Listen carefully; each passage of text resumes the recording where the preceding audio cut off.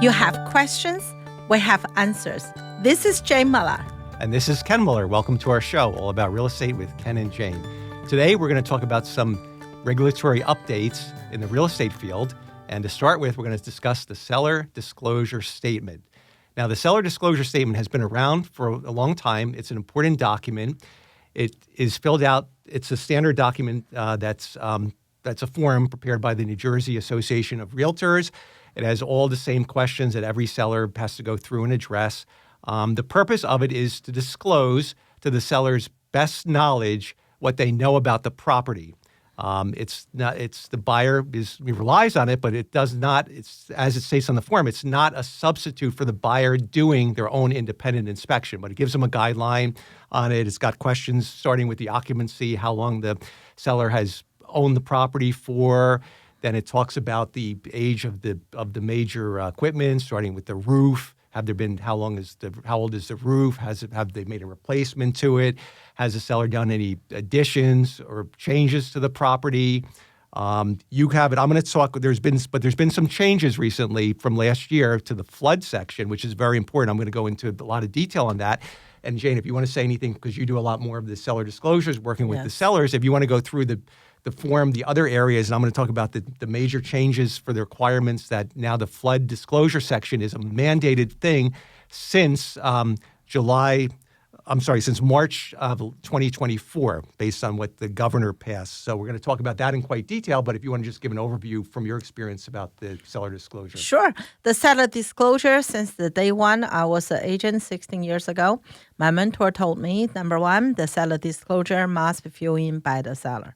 So as an agent, we shouldn't fill them in. So if the owner have a language difficulty or anything, their family can help them. But agent, I don't fill in the seller disclosure on behalf of the clients. So that has to be they fill them in. In the past, before the changes, sometimes the seller can waive the seller disclosure due to the language deficiency, or if the owner never live in the property, it's an estate sale or something, you can waive it. There's a waiver. But recent change has no longer allowed that. So every seller has to fill them in.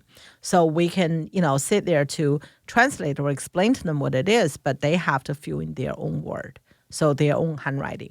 As you said, Ken, they ask a lot of details like the roof, like how old is HVAC, how old is hot water heater, whether basement ever be flooded. That's all to your best knowledge. If you're not sure, say for example, they're asking what kind of a breaker they have. Most seller doesn't know. So I just said check unknown. If anything you're not sure, you can just write unknown or not sure, or leave it blank, because whatever you put there could be misleading, even though you didn't, you didn't intention for that, right? But somehow can create an issue. I'll give you an example. Long time ago, there was a family bought a townhouse. They never owned a house before, so it was first time. So they thought the HVAC is replaced just before they purchase. You can see the HVAC, it's a townhouse. Inside, it's a newer. You can see it, right? But they didn't know there's air conditioning, the pressure is outside. The compressor is outside, but that's old, but he didn't know. He didn't, because he thought it was new, because he was a first-time home buyer, right. And he didn't know. He never owned a house before. It's first time. So he thought that was new. And when you open the door, you can see it's new, okay? You can see with your eyes it's new. But somehow the pressure wasn't new. Compressor wasn't new. So when he filled in the seller disclosure, he said that was 6 years ago, okay? Based on his best knowledge. Anyway, the home inspection found out that AC actually was much older. So the buyer demand, even though the AC is working perfectly because he's on that PSEG worry-free, and even they said it's still working, the buyer said that was representation in the seller disclosure. They want a new AC. So at the end, we couldn't reach agreement. So the contract was canceled. So we put back on the market. Obviously, we updated the seller disclosure and the second round. And then the agent, I remember the agent called me and said, Jane, I saw the house went back on the market. What happened? What happened? I told him what happened. And I said, make sure your buyer aware of that. I don't want a second time happen for the same reason. And they say, yeah. I mean, as long as it's working. I said, yeah, PNG was just here 2 weeks ago. So the second time we have no issue. You know, most cases you can't ask to replacement and if the thing's working. Right, but the misrepresentation on the seller disclosure is key because the buyers, that's one of the most important documents. Yes. That's why it's always attached to the multiple list system listing because sellers, the big ticket items are what any buyer is going to be concerned with. The roof, there's questions on the roof age. If the roof is 5 years old versus 25 years old, that's a big difference. The HVAC, if the HVAC is newer or it's 20 or 25 years old, that's a big difference. Buyer, that's a big difference. So I would say the roof, the HVAC, the water heater. Water heater. Yeah, they're every 6 to 10 years, but that's not. But still, it's an important item. The windows. I mean, that's not a question they ask on the seller disclosure, but that's something that you can see with your eyes. You can see with your eyes, right? So those are the big ticket items that are critical, and I can see why the buyer would be very upset because they base their price on it, and then with the expectation they wouldn't have to replace the whole HVAC, but now the compressor was never done. So it's very critical. And the seller, another thing that should be noted, the seller is under an obligation on the seller disclosure to specify any material defect, whether or not that question is specifically asked or not. And I'm trying to think in my mind, what could be a material defect that's not already covered on the form? Could be a crazy situation. Maybe there was damage to the house from, a landscaping truck, or maybe it's on a busy road and one time a car veered off and hit the side of it, or a truck. I mean, these are things, it could be anything, but they don't ask those questions on the form. But if you know of anything that was affected the home, you should especially when the buyer or buyer agent asks you. I mean, another thing is like I often get that if the buyer agent often asks if the house is vacant.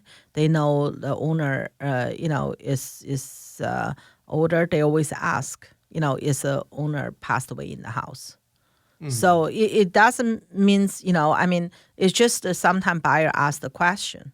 I mean, that's just a personal preference, I mean, even we bought the condo, help mom bought a condo. Yeah. We asked because I even asked. Because the person was elderly, they were a heavy smoker, you could tell from the way the room was. So, so the assumption would be there's a chance they could have passed away in the house. Yeah, I mean, I asked, so I assume other people would do the same thing. Yeah. So that's really, but you have to tell them the truth. If they ask the question, right. If they don't ask, you don't have voluntarily, but if they ask, you have to tell them the truth so they can make a decision based on that. Yeah. Right. So now, you have anything else you want to add? I think once again, anything if you're not sure, this is to your best knowledge. Sometimes sellers said, well, I can't remember. I said, once again, this is to your best knowledge, right? If your best knowledge, you should put in truthfully, because later on, if you misrepresent yourself, and there can be consequences. If you just didn't know, that's understandable, once again, to your best knowledge. But you deliberately, say, for example. There was another, because your basement flooded, okay? Flooded. And how do you know? Because you claim the insurance flooded. And then on the form, ask whether basement ever have water issue, you put none. Right. So, and that's something that will come out because when the buyer goes for homeowner's insurance, the insurance companies are very smart. They run a claims search on that particular property, and that will come up if there was a claim ever made for water damage. It'll show up readily in the report. Yes. So but on the other hand, that's a secondary, almost irrelevant because you should tell the truth. Yeah, you should tell that. You have to tell the truth. Even if you remedied the problem, if there was a water leak, you could put yes, there was, but then we subsequently replaced the whole roof. Okay, at least you have to level the whole truth. I had a client that once they had a water issue in the basement with Sandy, right? The basement got water. Not because basement got water, because 8 days we didn't have electricity. So the pumps. So they couldn't pump 8 days, no electricity. There's no battery work 8 days. So after that, they had that special water kind of I can't remember that word, but they the battery backup. But they water they use the water pressure to make the pump working. I can't remember something. I can't remember the word. Yeah.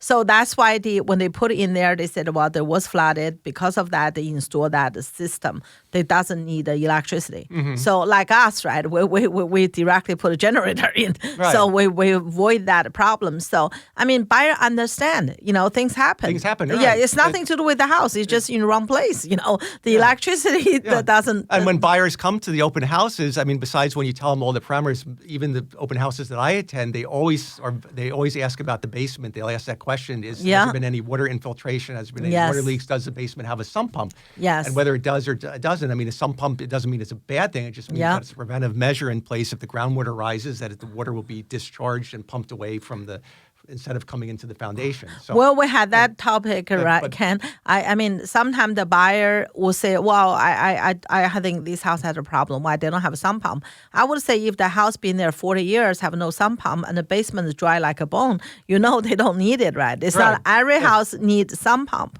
I mean, the has or hasn't shouldn't be a deal breaker. It should be see whether you need one or not. Your home inspector can help you to understand that and to see. Another thing is some sophisticated system. They had that collect underneath, go out underneath, so you don't see a pump. Right. You don't see a pump, so it does mean they don't have it. I remember a long time ago, I was showing a house. The buyer bought it, but the basement is really dry. But he said, "I'm just worried. I'm gonna get the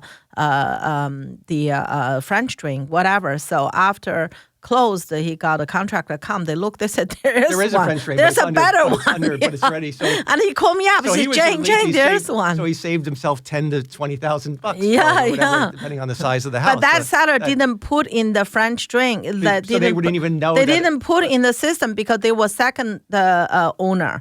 So they didn't know. They bought a house, never had a problem. Just the basement, you have French drain? No. You have any problem? No. Never had a water problem. So, but my client just worried so much. He said, I don't care. I want a French drain. And then after closing, they have a guy came give a At least quote. the guy was honest. And he saved them some. Yeah. There's a better system. Before we get to the flood section, another important disclosure to be very cautious about is if you live in a condominium association, there's a question now. There's actually a separate addendum on the association dues, but that's something you need to specify. Oftentimes, in some situations, there are multiple association dues, so it's very important that the seller accurately represent what the association dues are. Because if there's a hidden due that's not disclosed, that can be an issue. That can be an unwanted surprise that Well, we had an issue before. Yeah, the owner didn't tell they have a two. One's a HOA maintenance, one's a quarterly facility fee, and the owner didn't put it in. I mean, I think they forgot or they just automatically pay for the mortgage or something. Or it's auto pay. But they didn't know. So, but at the closing, it's a big problem. At the end, the seller have to pay. I think the buyer demand 10 years of that because compensation for that additional. At the end, the lawyer have to negotiate. We have to help negotiate. So that was quite because now they have a more. They have a condo addendum now. That time I'm talking about 12, 13, 14 years ago. That time the seller disclosure very basic, and you can just not even provide one. But now you have a separate HOA addendum now. Right, you have a separate HOA addendum which has the dues based on the seller's knowledge. Yes, also the you have a special. you have a special, assessment or something. So now it's more paperwork. Which is right. There's more paperwork, just like the seller disclosure has grown. The paperwork. Yeah, has but grown, it's useful. They're useful. It's good. So let's get to the flood thing. So with the New Jersey passage of the flood disclosure law effective March 20th, 2024, a very important thing, it applies to sellers and landlords of real property. Yeah. Okay. So it's not that's something. So now, as I understand it, Jane, if you're renting your property, at the very least, the landlord has to complete the section on the flood disclosure. They don't have to complete the entire seller disclosure, but the flood disclosure risk, which we're going to get into in detail. That has to be done. And another thing that this also applies not only to residential properties, but it was added to cover certain commercial properties like retail, office, but not industrial. So the scope has increased for rentals and commercial properties. Yes. So we're going to take a quick break, and we'll be right back after these messages. Okay, welcome back. So let's talk about the questions that must be completed on the seller disclosure in relation to the flood risk. Question 1, they're asking, is the property in a special flood hazard area? That means, are you within the 100-year floodplain?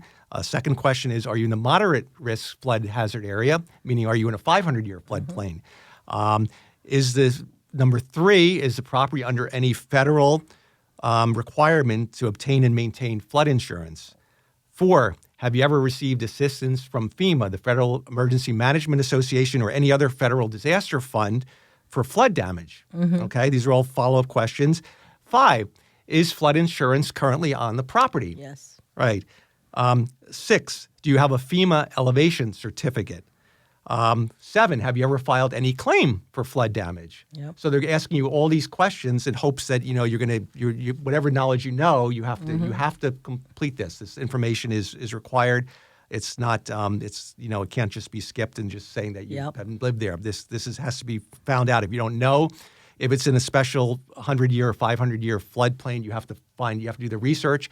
We're going to talk about the site. There's a DEP has a site where you can put in the parcel number and you can actually look that up and it'll disclose what if any the flood classification is for this subject property. Yes. And then the final question, number 8, has the property experienced flood damage, water seepage, or pooled water due to a flood event such as a heavy rainfall, coastal storm, tidal, or river overflow? So it's covering. So by these 8 questions, they're encompassing, everything. They wanted full disclosure on it. And a very interesting thing is, it applies for the rental properties, as we mentioned, but it applies not only to the subject dwelling, but the landlord must also reveal if any of the property, meaning the parking lot, has ever experienced flooding, and that's to protect. The law was enacted to further protect tenants. I think that was the legislative intent from Governor Murphy signing it, was that they don't want tenants to say, well, the landlord could say, well, the premises where the dwelling never flooded, but you found out that the parking lot did, and the tenant has their car parked there and they get water damage. Yeah. So I remember during the Sandy, and there's a lot of tenant apply for the rental because their home in the surrounding area got flooded. Or as you said, the parking lot got flooded. I mean, their car got damaged and they couldn't in and out the building. They're on the 3rd floor, but how are you gonna get out? Right, because you're underwater. Under there is flooded. So yeah.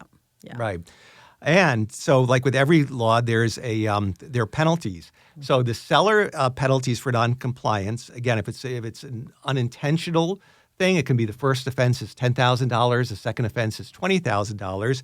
If you knowingly write false information about for failing to disclose if there was flood or a flood damage claim filed, or you're within a certain elevation that classifies you in a 100-year or 500-year flood zone, there is an additional $10,000. And if you take advantage of seniors or disabled people, then the fines go up to $30,000. So it's so they take this very seriously, and any seller should do it. And again, the point is, it's not just sellers of residential property, it's landlords of residential property, and it's sellers of certain Class 4A commercial properties must complete this. Yes. That's a lot of the commercial industry, I think, has got to get up to speed on that. Yep. That's something that's very, very important. Now, also, the landlords have an obligation as well. If they fail to disclose the flood issue with the property, and the tenant finds out, they can give written notice and they can fully get out of the lease. Yep. And they're subject to any reimbursement for any damages, and they can break the lease without penalty. That's just fair. It makes fair. I mean, lucky they didn't sue the landlord for the cost to reallocate, right? Right. That's something that's lucky not. I don't see that in the statute, that. But that's something they could probably file a claim. Small claim or whatever. That would be based on the facts and things. Yeah. Absolutely. Yeah. So that's.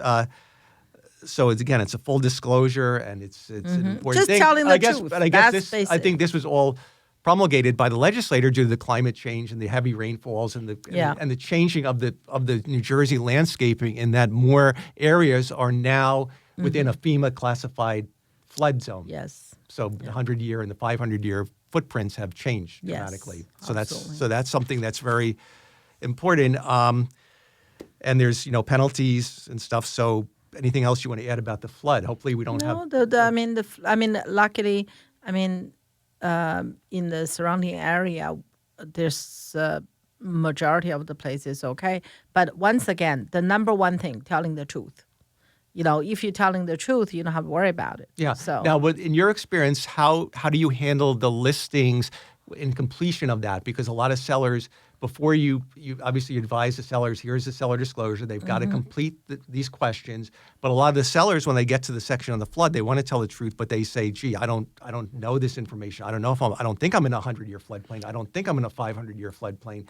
So there has to be the research. They have to go to the DEP has a website, and they can go have a look. have I mean, agent, we look it up too. Right. I mean, they have a look whether it is or not. And the main thing is whether I always tell them talk to your insurance company. Whether you had a flood insurance, that's a good starting point. Right, whether flood insurance Yeah. is required, whether Yes. you filed a Yeah. claim, whether Yes. you had, and also Yeah. whether you had any water damage That's right. due to a rainfall Yeah. or tidal event or Yeah. river overflow. Yeah. That's all. And an experienced agent so pretty much let's know that- know. When you tell me where you live and give me a few minutes, I look it up in our system, I pretty much know because in the real estate realtor system, give you kind of idea is it the flood or not. That's why when I remembered, especially when I was a New York agent, I represent a lot of buyer. Before I take the buyer out, I always look it up and let them know ahead of time. Because no point you tell them to fill in up with the house, and then later on there's a problem. The reason, the price for that house, if you drove that gorgeous house and much cheaper than the other home in the same area, you have to dig it in, You have to see look at the why. elevation. You Yeah. have to see whether it's a flood, whether it's some issue, whether it's a high power line behind. lines, right. You have to find out why. If it's too good to be true, may not be true, right? That's as an agent, that's our job usually the case in to life. make sure. If it's Yeah. too good to be true, it is too. Yeah, good the to be agent true. has to. That's why they hire us. That's why we have a job. We owe our duty to our client, so we have to do the, Yeah, and you have a duty to protect them and Yeah. disclose to the public what needs. Yes, and to invest exactly. their knowledge and be Yeah. truthful and Absolutely. full disclosure, right? Yeah. All right, let's talk about the New Jersey mansion tax and the changes that just came about last month. We're already in August, so now it is the last month. It's July 10th, 2025. The new rules went into effect on the New Jersey mansion tax. Number one, the burden of the payment. It used to be the New Jersey mansion tax was a law that required in the purchase of any residential property that sold for over $1 million, there was a 1% tax imposed on the total purchase price on the buyer. That was up till but as of the new law that was signed by Governor Murphy, that was signed and it took effect July 10th, 2025. The burden of paying the mansion tax shifts from the buyer to the seller. Yeah, Okay. but that's only Yeah, apply so- for the contract signed after. Yeah, I was gonna- yeah, on you're- and after because I had a three. Yeah, you're getting that. three Was contract. that was in my Yeah. prepared material. You're getting, but go ahead. Go ahead. Yeah, we had a 3 contract in there and it closed on the July 11th, once, the end of August actually. But we have to make sure, two lawyer have to clarify that. We Right. already signed that is the buyer paying. But after July 10th, any new contract, the seller responsibility. So, yeah. Right. It's the seller's responsibility for any transactions occurring on or after July 10th. The law states that if the transaction was signed, like you said, before July 10th, 2025, the statutory burden is still on the buyer, provided that the deal closes by November Yes. 2025. Yes, If that's there's a certain correct. date in November. Yes. So if the transaction lingers on past that, then it would It'll be based on the the- regs, it would still be on the seller Seller. to Yes, do it. Right. that's correct. That's why. So, but there's in addition to that, besides it used to be 1%, now there's an escalating scale for the payment. So between $1 million to $2 million, it's a 1% tax on the sale price that's charged to the seller. If you're between over $2 million to $2.5 million, you're at a 2.5%. So that's a pretty bigger, it's escalating by 1.5%. If you're over a $3 million home to $3.5 million, the tax is 3% of the total. And over $3.5 million, which is the final cap, it's 3.5%. So if you sell a $10 million home, you sell a $50 million home, it's going to be 3.5% charged to it. So that's the difference. So it's a way for the state to raise more money. They're basically thinking, according to what I read, that's based on 2026, the state expects to receive an additional $550 million from the new mansion Wow. tax. Wow. in their. So it's something that. But so there's now this is the tax applies to residential properties and certain commercial properties. So it also does apply. It's always applied to it, but I'm just rehashing it. It applies to the commercial properties would be shopping centers, office buildings, restaurants, and theaters. So if you sell any of those commercial properties, you always have to pay the mansion tax, and you're subject to the new escalation rules. Industrial properties and apartment complexes are excluded from that. They don't fall into because they're not Class 4A. Okay, that's the first time I hear. Thank you. But not to confuse you, that's different. This is where the mansion tax is a supplemental tax. The realty transfer fee is something else. Yes, that's totally that applies. different. So don't confuse. One's an apple, one's an orange. This is the Yes. mansion tax, which is a supplemental income tax that has certain, exclusions. Yeah, this is for the house more than $1 million.